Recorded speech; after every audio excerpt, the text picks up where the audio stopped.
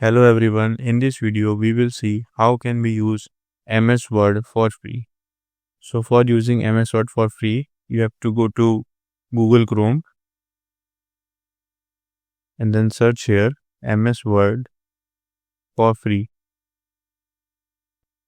So here you can see free online document editing with Microsoft Word. So now click on it.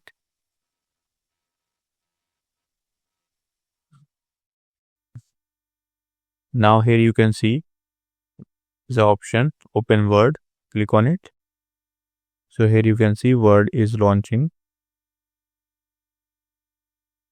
So here you can see, as I have already signed in with my Microsoft account. So this is showing as create blank document. So now click on it. So here you can see Microsoft Word is launched.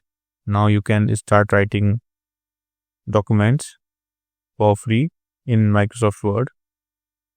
Hope this video is helpful for you. If you found this video helpful, please do like, share and subscribe, and thanks for watching.